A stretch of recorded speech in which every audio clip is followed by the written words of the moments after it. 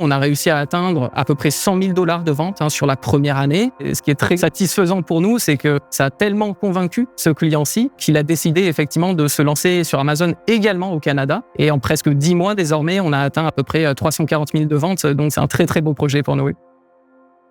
Gauthier Vaillant, tu es chef de l'équipe de publicité Amazon chez Génération E-com, une agence spécialisée dans la gestion de boutiques sur Amazon et Alibaba. Génération E-com a connu une croissance assez impressionnante. Vous avez plusieurs employés dans votre organisation, dans plusieurs départements différents également. Vous gérez plusieurs marques e-commerce. Donc, tu as énormément d'informations pertinentes que tu vas pouvoir partager avec notre audience aujourd'hui, spécifiquement sur Amazon, un sujet qu'on a rarement abordé sur le podcast. Mais avant toute chose, Gauthier, merci beaucoup d'être sur le podcast Commerce Élite aujourd'hui. Eh bien, bonjour Antoine, et puis merci beaucoup de cette belle introduction. Et puis merci de l'invitation à participer à ton podcast. Je suis très content d'être ici aujourd'hui. Et puis, comme tu l'as dit, je crois que je suis le premier invité, si je ne dis pas de bêtises, qui va parler un petit peu d'Amazon sur ton podcast. Alors, je suis honoré d'avoir cette opportunité et puis d'essuyer un petit peu les plates-bandes, de démystifier un petit peu, on va dire, ce colosse de l'e-commerce ici. Oui.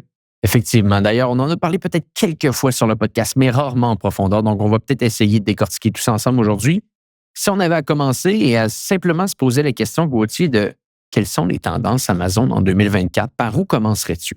Oui, alors c'est une bonne question. C'est certain qu'Amazon, c'est une très, très grosse plateforme qui a quand même beaucoup évolué, notamment sur les dernières années. Donc, c'est certain que ça s'inscrit un petit peu, effectivement, dans les changements digitaux de l'e-commerce des dernières années, notamment plus récemment, on va dire, effectivement, avec l'arrivée de l'IA ici directement, que ce soit dans l'univers d'Amazon directement ou hors Amazon avec des outils d'IA qui vont nous aider à ce niveau-là.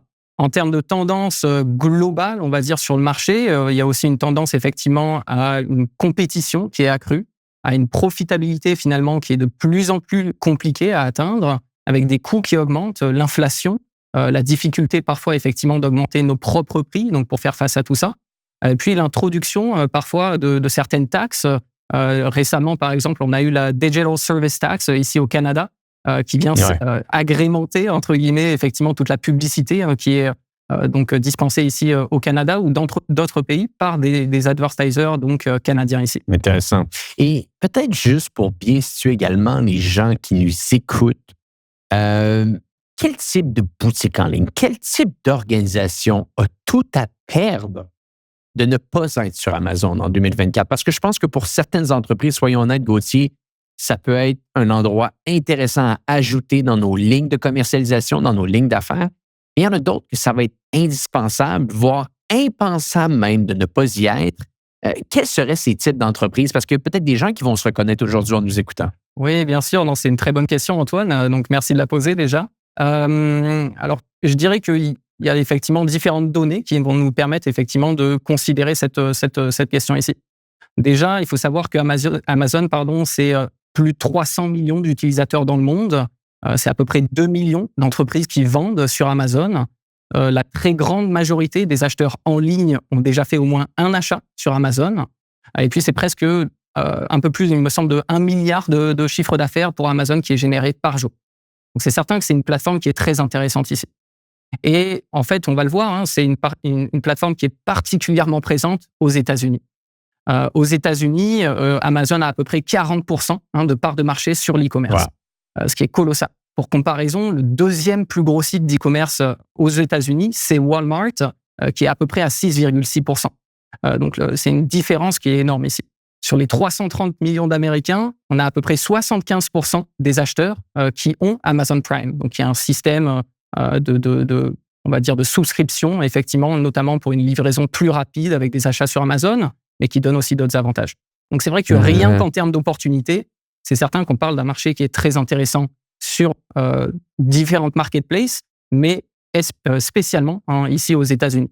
Donc, pour toutes les marques, effectivement, qui sont présentes aux États-Unis, ça me paraît déjà primordial, effectivement, de considérer, en tout cas, la plateforme Amazon. Et je pense que pour ce qui est des marques précises, donc, comme tu le mentionnais, je pense qu'il y a beaucoup de marques qui gagneraient effectivement à être présentes sur Amazon, notamment celles qui sont présentes dans des catégories qui sont très compétitives. Donc, ce qu'on constate, et notamment, encore une fois, on a beaucoup de données de recherche aux États-Unis, c'est que 60% de nos recherches de produits sur Internet commencent désormais par des recherches sur Amazon. C'est des recherches qui Wow. commencent donc sur la plateforme et ensuite, les clients vont basculer par exemple sur une recherche Google pour confirmer ou infirmer ce qu'ils recherchent, savoir effectivement quelles sont les caractéristiques des produits spécifiques qu'il faut qu'ils recherchent, quelles sont les marques auxquelles ils peuvent faire confiance, etc., avant de retourner donc sur Amazon. Donc même si effectivement on ne cherche pas à être un colosse sur Amazon, ça peut être très intéressant effectivement rien qu'en termes d'image de marque, en termes de notoriété, de visibilité finalement, d'être présent ici sur la plateforme ici. On se dirige finalement sur Amazon et effectivement vers des modèles où on cherche de plus en plus de la personnalisation. Les clients vont chercher de plus en plus à ce qu'on leur suggère finalement certains produits. Donc désormais, on a par exemple sur Amazon une IA qui s'appelle Rufus, un genre de chatbot finalement avec qui les clients peuvent Ouais. discuter et qui permettent effectivement donc de trouver des produits voilà qui peuvent nous correspondre. Donc c'est important d'être sur Amazon, je dirais, à la fois pour la plateforme elle-même et puis pour le côté externe, on va dire. Donc des catégories, comme je le disais un peu plus tôt, très compétitives, donc comme les accessoires tech, on va dire les biens de consommation, de santé, de bien-être, et puis les produits de la maison, par exemple. Tout ça, c'est des produits notamment qui ont vocation à être rachetés régulièrement et qui ont une très forte importance de bien performer, on va dire, sur cette image de marque. Donc, ça va être important effectivement d'être présent sur Amazon, déjà parce qu'on a beaucoup d'opportunités de fidélisation, pour pousser justement ces rachats récurrents. Et puis deuxièmement, parce qu'Amazon développe, tu parlais tout à l'heure un petit peu des tendances en 2024, Ouais. Amazon développe de plus en plus son côté un petit peu réseau social, on va dire, donc en proposant aux entreprises en fait d'être présentes sur Amazon comme elles le seraient, on va dire, sur un autre réseau social comme Instagram, Facebook, etc., où elles peuvent poster des posts qui redirigent vers leurs propres produits. Et puis, il y a un intérêt grandissant, on va dire, envers des influenceurs qui sont spécifiques à Amazon ici.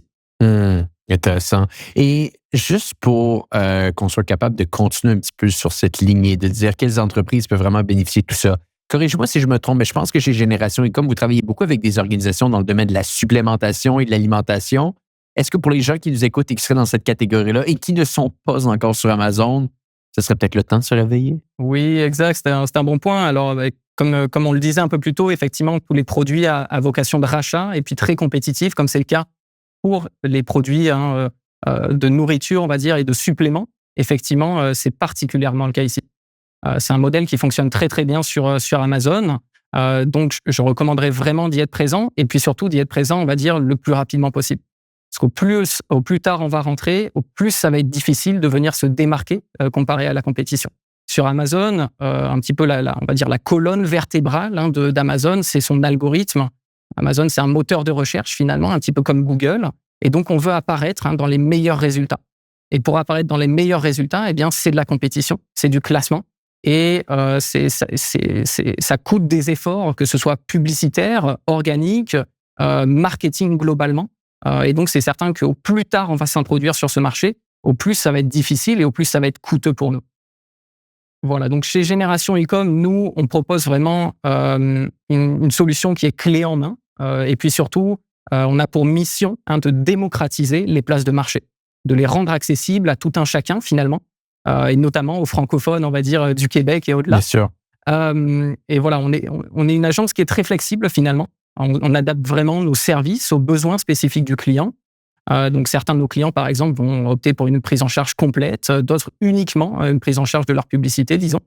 Mais nous, on va vraiment accompagner sur tous les aspects d'Amazon, la mise en place du compte, la création des fiches produits, la mise en place de la boutique, etc., etc. Intéressant. Et bon, peut-être on pourrait attaquer ensemble un cas pratique parce que j'aime toujours sur le podcast essayer de décortiquer un cas. Est-ce que dans certaines entreprises avec qui vous avez travaillé récemment, vous avez fait un coup fumant, pertinent, fascinant qu'on pourrait partager avec notre audience? Peut-être tu pourrais nous dire où est-ce que l'entreprise se situe, qu'est-ce que vous avez mis en place pour améliorer les résultats et ultimement, quels ont été ces fameux résultats? Oui, alors je pense qu'il y a plusieurs cas qu'on pourrait étudier, mais aujourd'hui, on va peut-être regarder un cas très spécifique finalement, qui n'a pas rapport avec ce qu'on disait un peu plus tôt sur les suppléments et la nourriture, mais un client qui vend des chaussures, tout simplement, ici, qui est déjà très présent en fait au Canada. Donc une entreprise qui existe depuis presque 80 ans. Ils sont très bien implantés au Canada, ils y font des belles ventes. Et puis, ils nous ont contactés finalement il y a à peu près 1 an et demi, parce qu'ils souhaitaient développer et atteindre un tout nouveau marché finalement, qui est celui des États-Unis. Les États-Unis, c'est le plus gros marché d'Amazon, comme je le disais un peu plus tôt, mais c'est également le plus compétitif. Donc, c'est certain que le faire sans agence, ça peut être très, très compliqué. Bien Et sûr. le secteur des vêtements, le secteur des chaussures, c'est un secteur où, notamment, on a un taux de retour qui est très élevé en général et surtout sur l'achat en ligne, parce que les clients n'ont pas l'occasion de tester les produits. Et donc, c'est vrai qu'on a un taux de retour qui est dans les 25 à 30%. Alors, en termes de profitabilité, c'est quelque chose qui peut être très, très compliqué ici sur la plateforme. Donc, en termes de stratégie, nous, on a commencé, on va dire, un petit peu comme à notre habitude, par bien comprendre finalement le positionnement des produits de notre client hors Amazon déjà, de bien comprendre sa marque, la stratégie finalement produit et marque ici, et puis ensuite de bien comprendre finalement le marché sur Amazon. Quels sont nos compétiteurs directs, indirects, qu'est-ce qu'ils Mhm. font finalement de bien, de moins bien, où est-ce qu'on pourrait se démarquer, comment est-ce que notre produit se différencie, etc. Et donc, lors des premiers mois, on a vraiment investi finalement sur cette différenciation, sur notamment des stratégies, que ce soit organiques ou publicitaires, qui visaient à mieux nous classer, notamment dans l'algorithme d'Amazon, pour finalement aider à asseoir cette présence sur la plateforme ici. Donc, pour donner un exemple concret ici, on a sélectionné, on va dire, certains mots-clés avec des volumes de recherche qui étaient intéressants pour nous, mais surtout qui avaient relativement peu de compétition finalement et qui étaient hyper pertinents pour nos produits.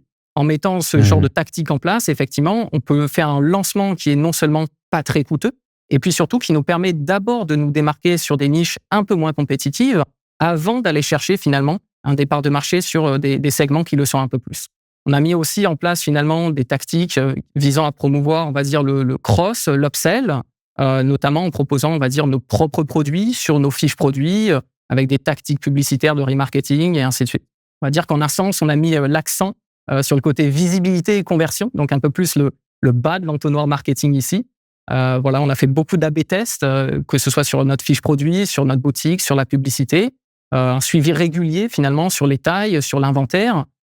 Et puis, petit à petit, on a pu améliorer notre classement. Ensuite, notre profitabilité. On a pu construire une structure publicitaire notamment, mais également organique, qui nous permettait effectivement d'avoir un entonnoir finalement désormais de marketing complet.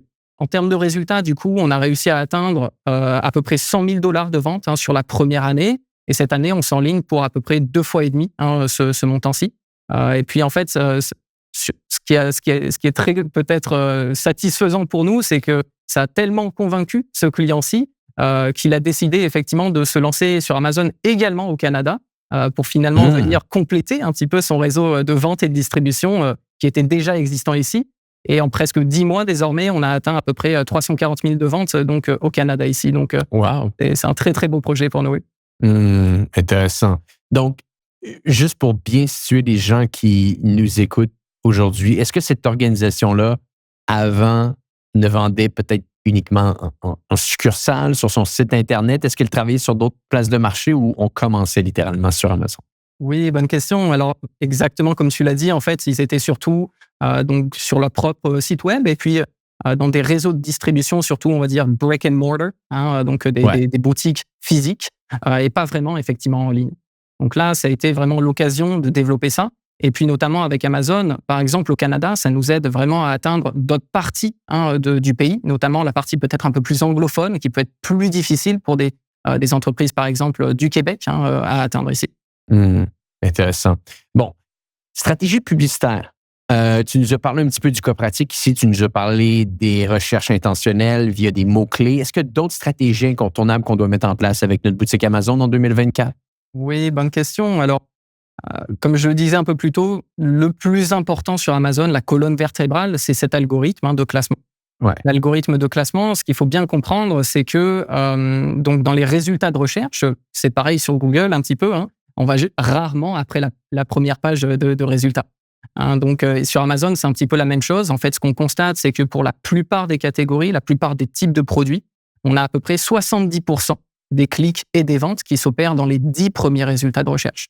Ce Wow. qu'il faut savoir, c'est que sur ces 10 premiers résultats de recherche, il y en a déjà 5 qui sont publicitaires. Le premier résultat organique arrive seulement à la 6e position.